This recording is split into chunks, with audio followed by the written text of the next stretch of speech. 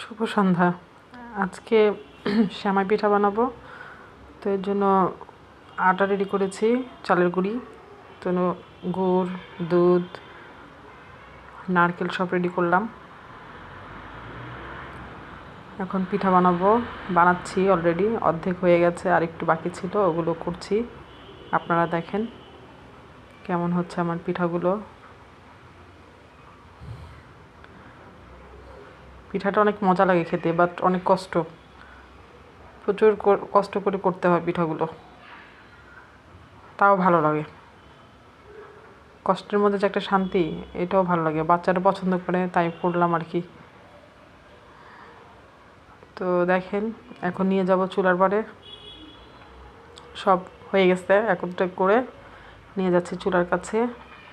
তো ওইখানে দুধ দিয়ে আসছি চুলায়। এই যে পিঠাগুলো,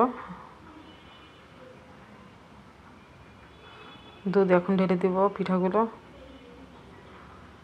দুধ বলকাচ্ছে, ঢেলে দিলাম। এখন গুড় দিচ্ছি, সব মিক্সড করে ফেলবো একসাথে। গুড় দেওয়া শেষ, এখন একটু নাড়াচাড়া করব। নাড়াচাড়া করে ঢাকা দিয়ে দিব, পরে নামিয়ে ফেলবো। এই তো হয়ে গেল প্রায়। এখন পিঠাগুলো রেডি হয়ে গেল। দেখেন আমার পিঠা কেমন হয়েছে, কমেন্ট করে জানাবেন। ওকে, আল্লাহ হাফেজ, বাই বাই।